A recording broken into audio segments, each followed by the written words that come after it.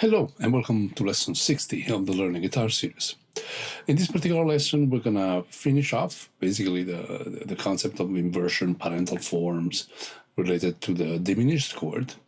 And so there is a PDF that relates to string group 6 and 7. So we conclude that topic. In the future, we're going to look at the same kind of concept applied to augmented chords and how we get triads and triadic inversions out of it. But for lesson 60, we're pulling a lot of things together, and we're going to discuss harmonic analysis. What does that mean? We're going to take a chord progression, analyze it, and I'll teach you how to analyze it in order to see what kind of tools we can use in terms of soloing over it. And when I say tools, I mean basically scales and arpeggios. But we're going to use, the language that we learned until now. And in a way you might ask, it takes 60 lessons to start playing. Well, in a way, yes and no. Yes, in the sense that, as you can see so far, we've built the vocabulary. Of course, hopefully each time you study something new, say you studied Dorian, and there were backing tracks I created so that you could practice musically that particular topic. But you also know that since lesson 1, I kind of made it clear that in a way you're learning the alphabet, then you're creating words with it, and that is what you've done every time you were practicing, the exercises I gave you, so that you didn't play a scale just up and down, but you looked at it from different point of view, intervals, triads within the scales, groupings, etc. At this stage, finally, we can put together a little bit of language, and we're going to use a chord progression I devised and actually created also a backing track that, if you're a Patreon supporter, you can download and, use. And we're going to use modes. So, in a way, lesson 1 to, I don't remember, 30, I don't know. And pentatonics and some degree of pentatonic displacement. The progression is not diatonic, and what do I mean by diatonic? If you remember lesson 16 on harmony and theory, we know that in a way, if a progression is diatonic, which means all the chords within the progression, they relate all to the same key. At that point, it's not necessary to think modally. I'll give you an example. I have a progression that goes A minor, B minor. Those two chords, they actually both belong to the key of G major. So in a way, the harmony of the song kind of dictates what mode I'm playing. Of course, when the chord is A minor, if I'm running a G Ionian scale or an A Dorian scale, which are exactly the same thing in terms of notes used, the chord itself, the backing track, is dictating that I'm playing Dorian. It's not really me. And when the progression goes to B minor, I'm automatically playing Phrygian, because, B minor is the third degree of G major. By the way, if you don't remember all this stuff, I'm attaching the usual chart. I'm sure you've seen this before. This one. And this is what's telling me basically what I just explained to you. So in the key of G, you see chord number 2 is A minor, chord number 3 is B minor, which means anyway both chords belong to the key of G. For those of you that never seen something like this before, basically these are major scales and the harmonization of the major scales. So basically when I say diatonic, it means that the progression, the chord progression, they all relate to chord number 1, they all belong. So let's say I had a chord progression that goes D minor, F, E minor, A minor. All 4 chords, even if C is not present in the progression, they are all diatonic to C. And in that sense, I mean, at the end of the day, that modal playing in that context doesn't make sense. The progression instead I decided to use for this harmonic analysis and to show you how to do it, so that eventually you can look at pretty much any chord progression you want in the future and kind of map out what is it that you can do over it, and then, just play, The progression is... It's not simple. I mean, it's 4 chords. It's 2 major chords, 2 minor chords. I didn't want to complicate it even further. What makes it complicated is that these are four chords kind of non-diatonic to each other. So each chord has got a life on its own. Because of that, now we can start using modes, and we can start, in our case, also pentatonics. Let's have a look at what the progression is. So the chord progression we're playing is 2 bars of C major, 2 bars of A flat minor, 2 bars of E flat major, 2 bars of F sharp minor. As you can see, like, this might look like complicated and daunting at first, because it's not your typical, rock progression, or pop progression. But in a second, while discussing harmonic analysis, you'll see how we can simplify this in order to perform it.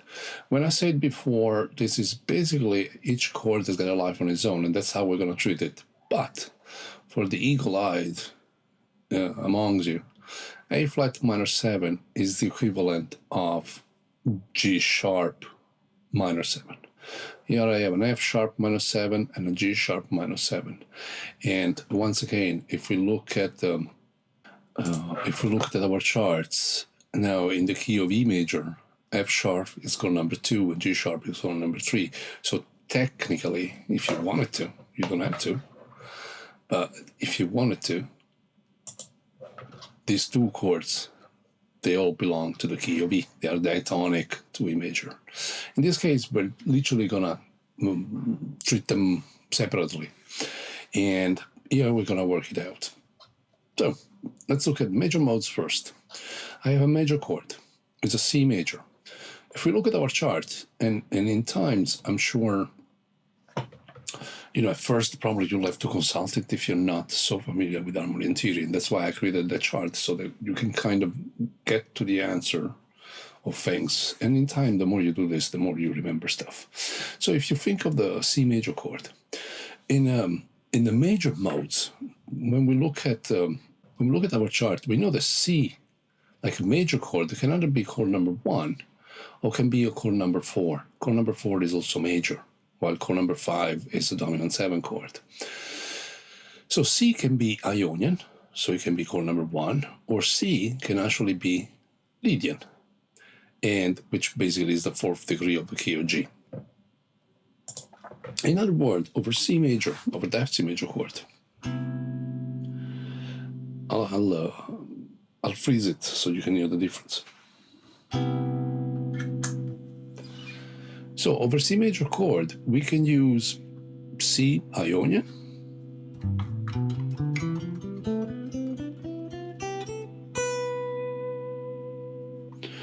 or we can also use C Lydian.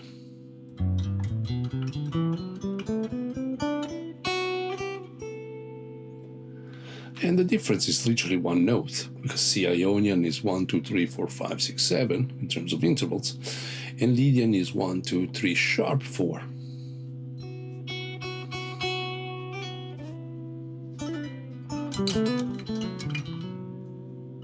That's the sharp 4 as opposed to the 4.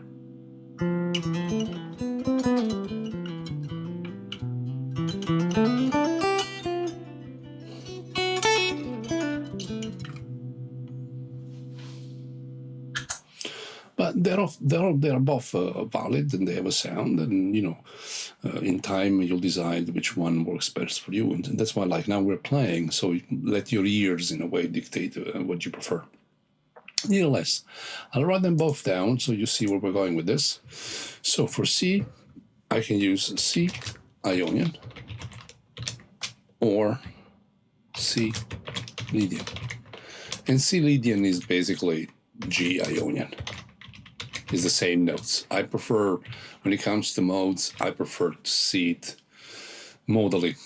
So what I mean by that is, if I'm playing C, I prefer to think C Lydian, even if it's the same note as G Ionian, because the moment I think C Lydian, I also see the chord. Okay, so I see this major with the sharp 11, for example, or this. Now, let's look at the A flat minor. A flat minor is a minor chord. Because it's a minor chord, we know from once again from our chart that minor chords, there is 3 minor chords when you look at the modes. Chord number 2 can be minor, and we call that Dorian. Chord number 3 can also be minor, and we call that Phrygian. Chord number 6 is also minor, and we call it Aeolian. So for A flat minor can belong to 3 different keys. That's basically pretty much where we're going with that. In fact, A flat minor can be Dorian in the key of G flat, right? But it can also be, here G sharp minor is the same as A flat. It can be Phrygian if you look at the key of E, and if you look at the key of B, here is your G sharp or A flat, okay?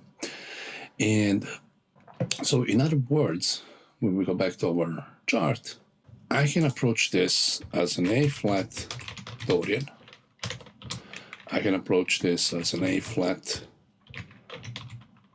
Phrygian.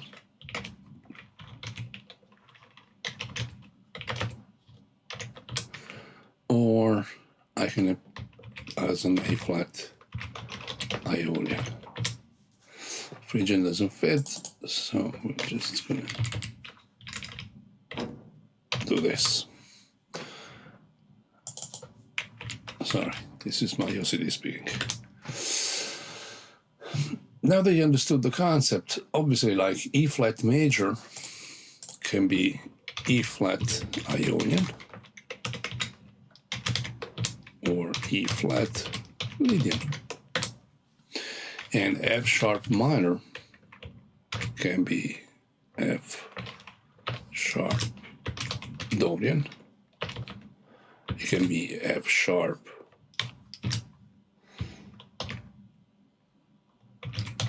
Phrygian or F sharp Aeolian. Does that mean that when you're playing, you're using all of them all at the same time? No, in a second we're going to map it out, and I'll show you what happens when we do that. In terms of sounds, of course, minus, for example, for minor chords, as we said, we have 3 different modes we can use, and they all generate different intervals and different sounds. I'll show you what I mean. So I'm going to play A flat minor. And this is like a Dorian sound over it.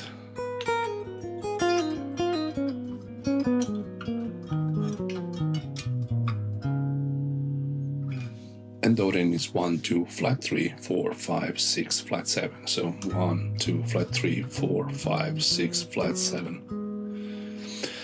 Phrygian instead will have the 1, flat 2, flat 3, 4, 5, flat 6, flat 7. So there is 2 notes different compared to Dorian.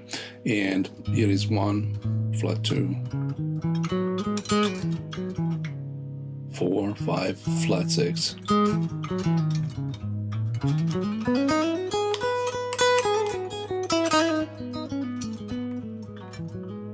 And of course you can hear how it sounds different compared in terms of mood, the musicality.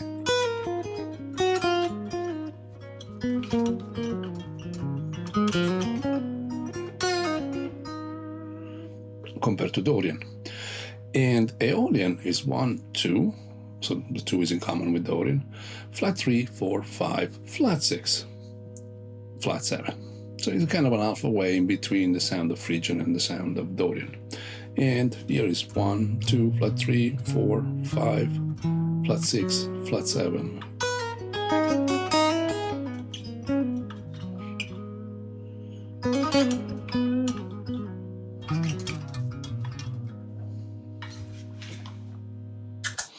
And these are the main differences in terms of negotiating this particular chords. We also studied, and by the way, at some point I'll demonstrate you like a few ideas. I'll show you a few ideas in terms of playing using modes, and a few ideas on looking at pentatonics. But before we do that, let's look at the pentatonics and what we can do with the pentatonics, because we started that too. I'm going to look at it from a minor pentatonic point of view, so we're going to take even the major chords, and in this case, we're going to use, starting from the relative minor, so chord number 1, major chord, I'm going to look at chord number 6, but also like chord number 4, so Lydian, and get the relative minor pentatonic I can use. From our pentatonic studies, we know that in terms of minor pentatonic, over C major, I can use A minor. I'm just going to use A minor in terms of pentatonic. Here is a minor pentatonic, okay? And that would work. Also, I can use E minor pentatonic. And these are both, they give me like an Ionian sound, okay? They're both Ionian. And I can also use B minor pentatonic, and this gives me a Lydian vibe. Okay, I'm not creating any alteration. Everything is kind of consonant in a way. For A flat minor, of course I can use A flat minor pentatonic.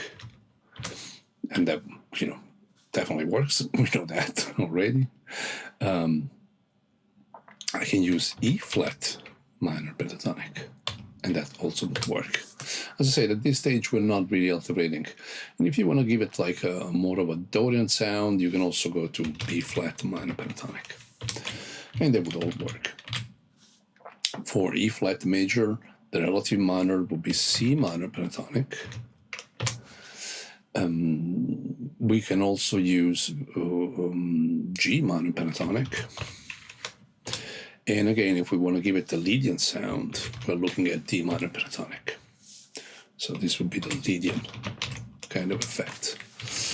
For F sharp, we got obviously F sharp minor pentatonic. We can use C sharp minor pentatonic. And again, if you want to give it, this is like kind of Dorian. And A flat minor pentatonic will give us a Dorian type of vibe. Now, let's start from major, and I'm going to play you a few things, just an idea. Am I going to play, the progression's got 2 bars per chord, so it's not that you're going to spend too much time on each chord. Let's say, just for a start, I'm going to use, maybe like C Lydian or C Ionian, going into, I like Aeolian in this case, to be honest with you. I already kind of know it, but again, you can try different solutions.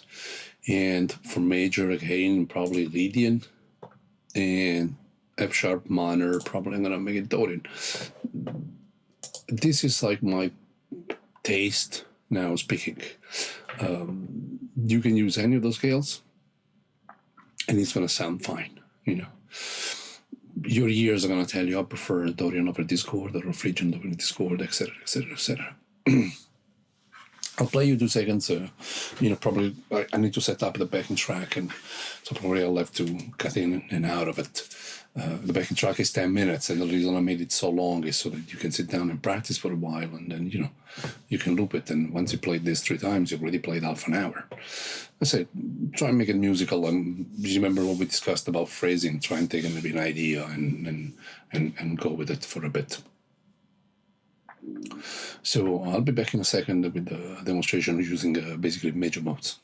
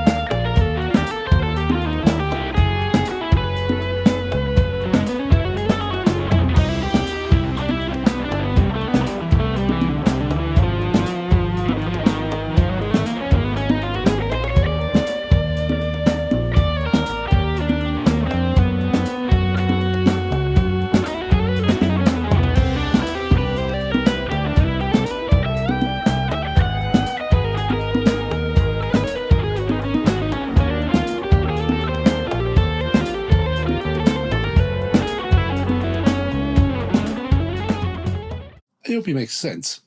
And now let's look at the pentatonic concept. The pentatonic concept can be very interesting because it allows us, I like to call it parallel phrasing. You'll see in a second what I mean by that. Let's look at what we got here. So let's take, for example, I can go from A minor pentatonic, move it down a semitone for the second chord to A flat, then move it down a semitone again for A flat major 7, and then move it down a semitone for F sharp. So as you can see, the moment you start playing pentatonics, it can become incredibly simplified in our head. I could do the same thing going from E minor to E flat, which is a semitone down, to D minor, to C sharp, and that would also work. You can devise different combinations.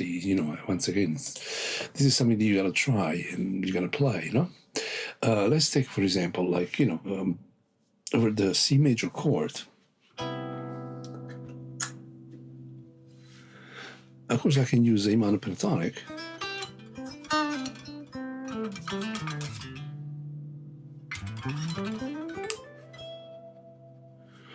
And we say that we can use the E minor pentatonic.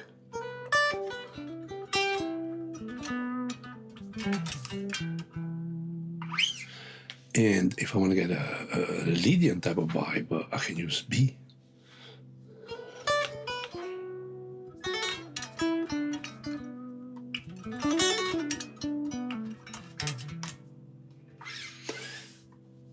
That's the kind of vibe you get of a major chord. And as I said, we're not alterating; we're just either playing Ionian or Lydian. Over a minor chord, so let's try over A flat.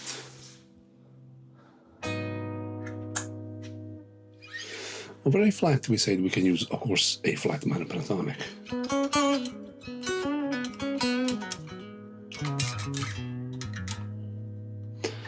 We can also use E flat minor pentatonic.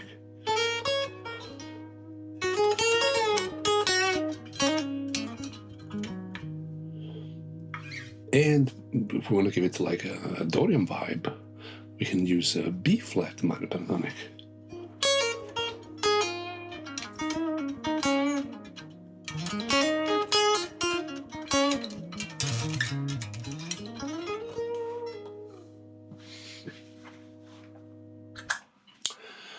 So as you can see, you can get different kind of colors, but then you can still retain all the pentatonics, maybe lick, or that you learned maybe from playing the blues. But if you think in terms of this moving in semitones, in other words, like say if I was going through the progression, and I'll demonstrate it to you in a second. I'll play along to the backing track and show you. We can go like A minor pentatonic, and then A flat minor pentatonic, and then G minor pentatonic, and then F sharp. And that, would negotiate that entire progression, which at the beginning looked like, okay, this is maybe something that some of you never tackled.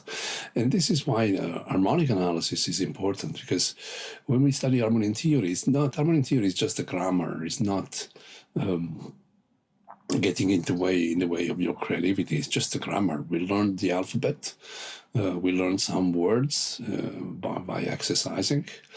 And, now we're creating sentences, and we need, grammar to, if you think of language without grammar will make no sense. So it's just that. And as you can see, it can really come handy, We're going to do more harmonic analysis in the future, because at the end of the day, this is what tells us, okay, this is what I can do. And at some point, we're going to apply this also to chords. The moment I start thinking that C Ionian, the C major chord as Ionian, I can use, of course, C major 7 and C major 9, certain extensions. I can think it Lydian, and now suddenly those chords can be like, you can have a sharper 4 added. Same thing when it comes to minor. Anyway, I'm gonna play the same progression, this time restricting myself to just pentatonics.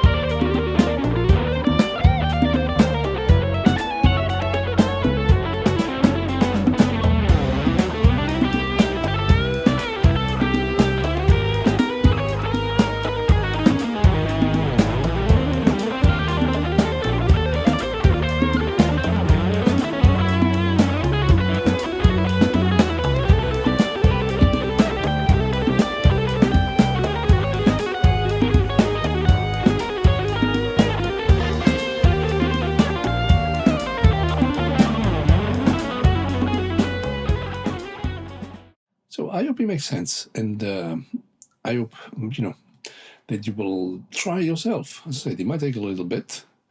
Make sure you have to make sure that you kind of know your chord shapes, scale shapes, and arpeggios, and the kind of stuff we've been discussing. Now we're at least lesson 60, which is kind of a milestone a little bit, and but by now, things are starting to take shape. It took a little bit as we add more vocabulary. So at the moment, we're dealing with major modes and pentatonics. The moment we add more vocabulary, say melodic minors, harmonic minor, whole tones, etc., our language can become even more sophisticated, of course, if we want to. So in the future, we're going to look at more harmonic analysis of maybe chord progression. They might look complex on paper, but we can simplify, by doing what we just did. And also we kind of deal sometimes with diatonic stuff, just to make up our life a little bit easier. And there is also pentatonic harmony at some point that we'll have to discuss. I'm going to play a little bit. This time a little bit more freely. Just for the sake of it, so I can have some fun too. And let's see where this goes.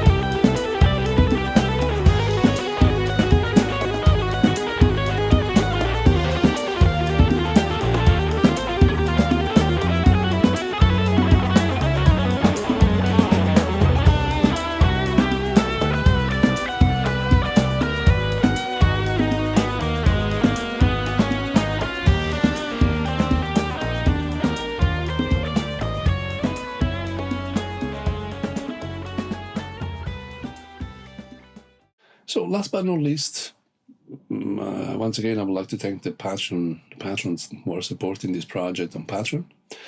If you're not doing so, you might want to take that into consideration. It helps this project, and keep going. As a matter of fact, we covered a lot of road so far. There's still a lot of road to cover. I mean, guitar is music in general. It's it's a lot of stuff, but that's the beauty of it. And if you have any question, feel free to send me a message on Patreon or leave a comment on the YouTube page. If it's appreciated if you decide to subscribe to the page, obviously. And until next time, enjoy your playing. Okay, bye.